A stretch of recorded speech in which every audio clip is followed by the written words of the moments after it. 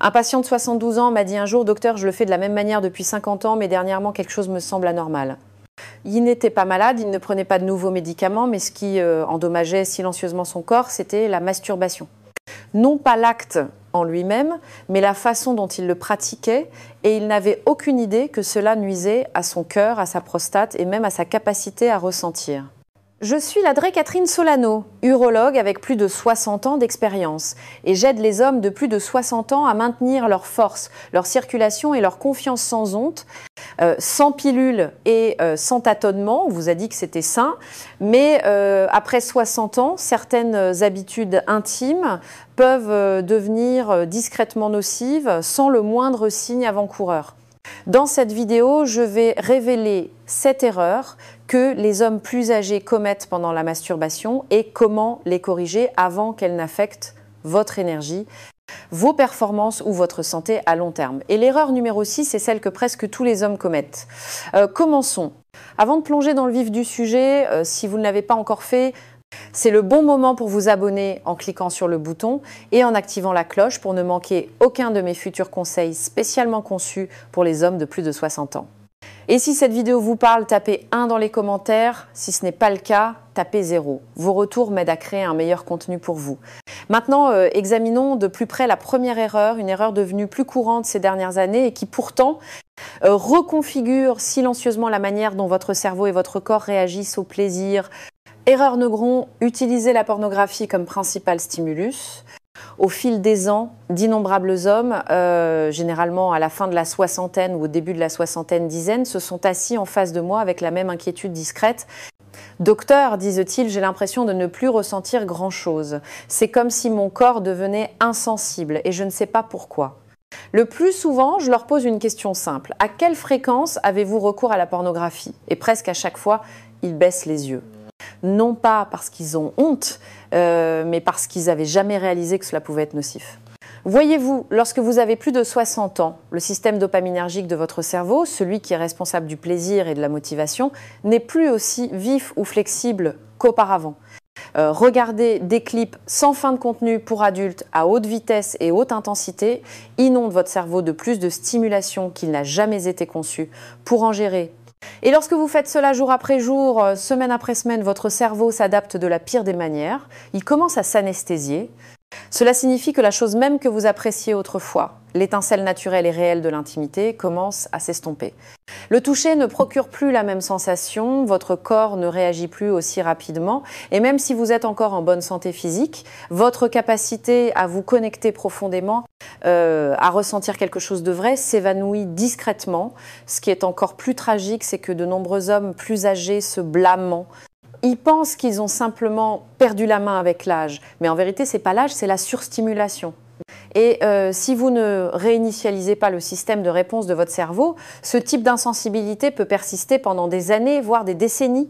Donc, si vous avez remarqué une baisse de sensibilité, de connexion ou de satisfaction, ne l'ignorez pas. Cette première erreur pourrait en être la raison cachée. Et ce qui est encore plus surprenant, c'est que l'erreur suivante n'a rien à voir avec ce que vous regardez, mais avec l'endroit où vous le faites et comment cet environnement nuit silencieusement à votre corps d'une manière que la plupart des hommes ne soupçonnent jamais. Erreur nœud 2, se masturber en étant assis sur les toilettes. Celle-ci peut sembler inoffensive au premier abord, voire pratique. Au fil des ans, j'ai parlé avec de nombreux hommes plus âgés qui admettent à voix basse que la salle de bain est devenue leur espace privé, non seulement pour l'hygiène, mais aussi pour se libérer. C'est là où personne ne dérange, où la porte se verrouille et où les routines semblent sûres. Mais ce que la plupart ne réalisent pas, c'est que se masturber en position assise, en particulier sur les toilettes, fait bien plus de mal qu'ils ne le pensent. À mesure que les hommes vieillissent, la circulation sanguine devient l'un des systèmes les plus importants à protéger. Le flux sanguin est le fondement d'une fonction sexuelle saine, du bien-être de la prostate et même de votre capacité à récupérer après l'orgasme. Mais rester assis pendant de longues périodes, surtout dans cette position voûtée et comprimée que beaucoup d'hommes adoptent sur les toilettes, restreint le flux sanguin vers la région pelvienne. Cela exerce une pression sur la prostate, contracte le plancher pelvien et endommage subtilement les nerfs qui sont déjà plus fragiles avec l'âge. J'ai vu ce schéma si clairement. Des hommes à la fin de la soixantaine et dans la soixantaine dizaine développent un gonflement, des gouttes post-mictionnelles, des difficultés à vider complètement la vessie ou des douleurs autour de l'aine sans jamais faire le lien avec cette habitude intime. Mais je peux vous le dire, en tant qu'urologue qui a examiné les scanners, entendu les histoires et suivi les résultats, cette position apparemment innocente peut déclencher une lente réaction en chaîne qui aggrave tout, de l'intimité à la miction, au fil du temps. La solution n'est pas compliquée, c'est simplement une question de prise de conscience. Si cela vous semble familier, envisagez de changer d'environnement. Mettez-vous debout, allongez-vous, donnez à votre région pelvienne l'espace nécessaire pour respirer et pour que le sang circule. Car croyez-moi, votre prostate vous supplie silencieusement d'arrêter de la comprimer. Maintenant, si vous pensiez que cette erreur était surprenante, attendez d'entendre la suivante. C'est quelque chose que la plupart des hommes plus âgés font sans même s'en rendre compte, et cela reconfigure secrètement leur corps pour ressentir moins à chaque fois qu'ils essaient de prendre du plaisir. Erreur nœud 3. Précipiter l'expérience. L'une des habitudes les plus courantes que j'observe chez les hommes plus âgés, en particulier ceux qui ont traversé des décennies de stress, de routine, ou qui ont simplement appris à faire les choses rapidement et discrètement, est de précipiter l'expérience du plaisir solitaire. Ils traitent cela comme une tâche à accomplir, un moment à expédier, plutôt que comme quelque chose à ressentir pleinement. Mais voici le problème. Après 60 ans, votre corps ne fonctionne plus bien sous pression, que ce soit au sens littéral ou émotionnel. Des patients m'ont dit « Docteur, je veux juste en finir, j'ai pas le temps de m'attarder », mais lorsque vous vous précipitez, vous mettez votre système nerveux dans un état de tension. Votre rythme cardiaque augmente trop rapidement, les vaisseaux sanguins se contractent et les bienfaits relaxants et hormonaux de la libération ocytocine, dopamine, sérotonine n'atteignent pas leur plein potentiel. Vous pouvez atteindre l'orgasme, mais votre corps n'obtient pas la véritable récompense. Au lieu de vous sentir satisfait, vous vous sentez plus vide. Au lieu d'être énergisé, vous vous sentez vidé. Pire encore, ce schéma de précipitation apprend à votre corps que le plaisir est rapide, superficiel et déconnecté. Avec le temps, vous commencez à perdre de la sensibilité, vous n'arrivez plus à maintenir l'excitation, vous avez du mal à conserver de l'intérêt pour une partenaire et pendant tout ce temps, vous pensez que c'est juste la vieillesse. Mais ce n'est pas le cas. C'est l'habitude de l'urgence, une habitude qui vous vole discrètement quelque chose de bien plus puissant que quelques minutes de soulagement. Ralentissez, laissez chaque instant être intentionnel. Votre corps est encore capable de sensations profondes si vous lui donnez l'espace pour ressentir. Respirez, faites une pause. Il n'y a plus de ligne d'arrivée, seulement la présence. Et en parlant de présence, la plupart des hommes ne réalisent même pas qu'ils négligent l'un des groupes musculaires les plus importants du corps masculin, un système caché qui contrôle tout, de la force de l'érection au contrôle de la vessie. C'est ce que nous allons voir ensuite, et une fois que vous l'aurez compris, tout ce qui concerne votre santé sexuelle pourrait changer. Erreur nœud gras 4. Ignorer le plancher pelvien.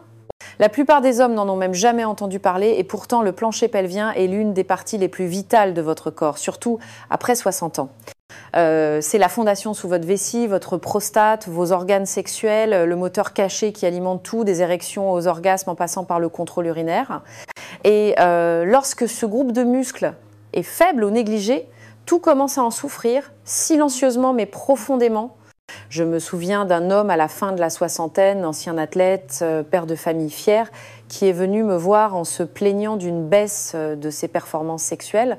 « Docteur, dit-il, je mange bien, je fais de l'exercice, mais quelque chose ne fonctionne plus. » Ce qu'il ne réalisait pas, c'est que son plancher pelvien, autrefois fort et sollicité dans sa jeunesse, était devenu inactif. Des années passées assis, à retenir le stress dans le bas-ventre et à ignorer cette partie de son corps, l'avait laissé déconnecté et en difficulté.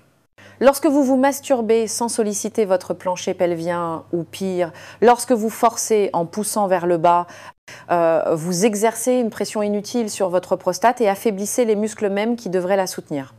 Avec le temps, cela entraîne des fuites, des gouttes, une diminution de la qualité de l'érection et une sensation réduite pendant l'orgasme. Ce n'est pas quelque chose qui frappe d'un coup, cela s'insinue discrètement année après année.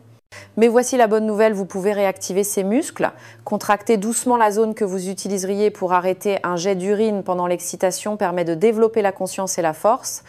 Avec le temps, cette simple habitude peut restaurer non seulement la fonction physique, mais aussi la confiance Et en parlant de confiance, une activité trop ou trop peu fréquente dans cette partie de votre vie peut en fait déséquilibrer tout votre système.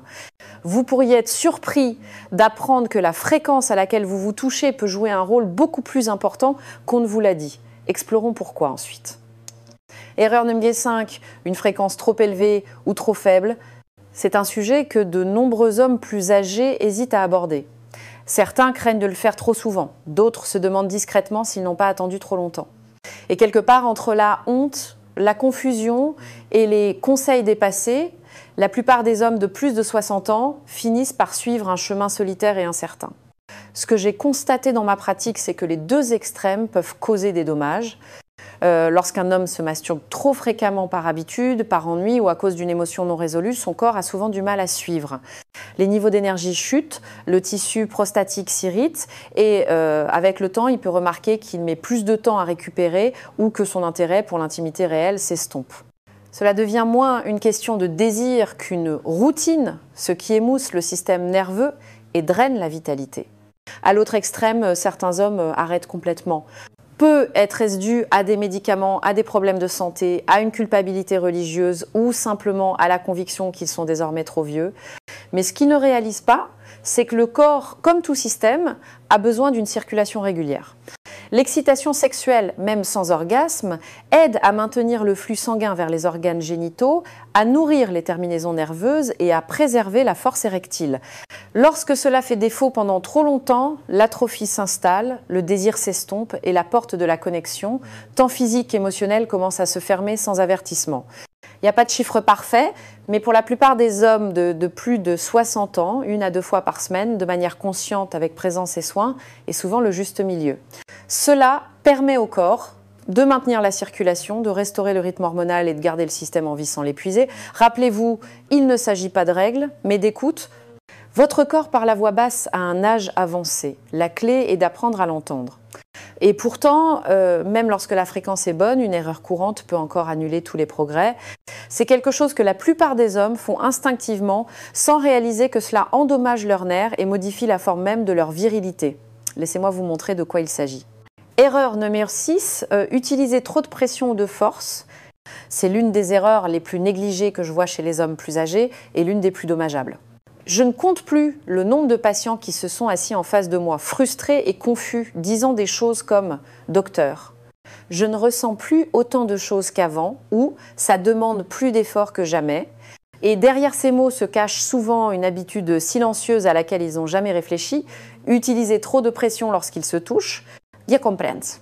À mesure que la sensibilité diminue avec l'âge, la réaction naturelle est de serrer plus fort, d'appuyer plus intensément ou d'essayer de recréer cette sensation perdue avec force. Mais voici la vérité, votre corps essaie de vous dire que la force ne restaure pas la sensation, elle la détruit. Les nerfs de votre pénis sont délicats, surtout dans la soixantaine dizaine et au-delà. Des années de friction agressive, de serrement trop fort ou le recours à des objets ou des surfaces qui appliquent une force excessive peuvent entraîner de réels dommages physiques. Des micro-déchirures dans les tissus, une perte d'élasticité, voire une cicatrisation sous la surface qui peut provoquer une courbure, une réduction du flux sanguin et des douleurs lors de l'excitation. C'est pas seulement inconfortable, cela peut modifier votre anatomie de façon permanente. Ce type de traumatisme est un voleur silencieux. Il n'apparaît pas du jour au lendemain. Il s'installe lentement et au moment où vous remarquez la différence, les dommages sont souvent déjà bien avancés. Mais il y a une autre dimension à cela. Lorsqu'un homme sent qu'il doit se battre pour le plaisir, il se déconnecte de la joie que cela procure. Cela devient une lutte au lieu d'être quelque chose de guérisseur. Ce schéma mental à lui seul peut remodeler la capacité du corps à se détendre et à recevoir. Adoptez donc une approche plus douce. Votre corps le mérite, votre futur vous en remerciera. Et en parlant de déconnexion, il y a une dernière erreur qui va plus loin que la technique, plus loin que le corps. C'est quelque chose de spirituel, d'émotionnel et de trop courant chez les hommes plus âgés. Et c'est peut être la plus dommageable de toutes. Parlons-en. Erreur ne sépare, se masturber sans émotion, sans connexion ou sans intention, c'est l'erreur la plus invisible de toutes et souvent la plus déchirante. Il ne s'agit pas de ce que vous faites, de la fréquence ou même de l'endroit. Il s'agit de ce que vous ressentez lorsque vous le faites, Avec le temps, de nombreux hommes plus âgés commencent à considérer le plaisir solitaire comme quelque chose de mécanique, de routinier, de vide, dépouillé de sens. Cela devient une évasion silencieuse de la solitude ou une habitude morne, accomplie sans pensée, sans émotion et sans intention. J'ai parlé avec tant d'hommes dans la soixantaine dizaine et au-delà qui disent la même chose. Ce n'est plus comme avant où je ne sais même plus pourquoi je me donne cette peine. Et la vérité, c'est que leur corps fonctionne, peut être encore, mais leur cœur n'y est pas. Il n'y a pas de connexion, pas de présence, pas de chaleur. Et cette distance émotionnelle a des conséquences, non seulement mentales, mais aussi physiques. Lorsque la masturbation est déconnectée de l'émotion, elle entraîne le système nerveux à attendre un plaisir sans but. Vous pouvez toujours atteindre l'orgasme, mais votre cerveau et votre corps ne libèrent pas les mêmes hormones curatives. Vous n'obtenez pas l'ocytocine qui améliore l'humeur ou la dopamine qui renforce la motivation. Au lieu de cela, vous vous retrouvez avec un sentiment de platitude du nombre de ce que l'expérience était autrefois. Et encore plus profondément, cela renforce l'idée que le plaisir, quelque chose que l'on fait seul, en silence, sans joie. Mais il n'est pas nécessaire qu'il en soit ainsi. Même le toucher en solo peut être sacré, conscient et valorisant. Ce peut être un moment pour renouer avec votre corps vieillissant, non pas dans la honte, mais dans la gratitude.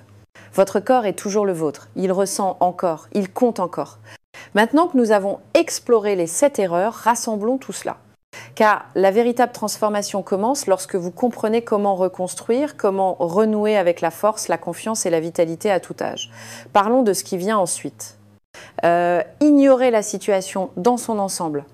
Votre corps vous parle encore. Si vous êtes arrivé jusqu'ici, je veux m'adresser à vous, non seulement en tant que médecin, mais aussi en tant que personne qui respecte profondément le chemin que vous parcourez. Au fil des ans, j'ai vu tant d'hommes de bien lutter en silence. Ils blâment l'âge, ils blâment le temps, certains se blâment même eux-mêmes. Mais la vérité, c'est que personne ne nous a jamais appris à prendre soin de notre corps à mesure qu'il vieillit, surtout en ce qui concerne la sexualité, le plaisir et la connexion.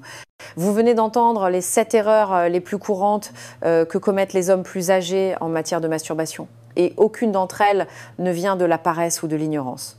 Elles proviennent de l'habitude de décennies à faire ce qui fonctionnait autrefois sans réaliser que le corps, comme la vie, change.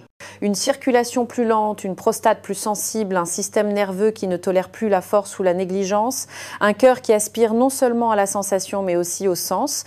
Soyons clairs, il n'y a rien de honteux à se toucher, il n'y a rien de honteux à chercher le réconfort, le soulagement ou même la joie à travers son propre corps. Ce qui devient dangereux, c'est lorsque nous cessons d'être attentifs, lorsque nous nous précipitons, lorsque nous nous déconnectons, lorsque nous supposons que ce qui fonctionnait autrefois fonctionnera toujours. Vous voyez, chacune de ces erreurs, utiliser trop souvent la pornographie, se masturber dans de mauvaises positions, précipiter le processus, négliger le plancher pelvien, le faire trop ou trop peu, appliquer une pression excessive ou le faire machinalement sans émotion, a un point commun, la déconnexion. Et c'est là la vraie menace.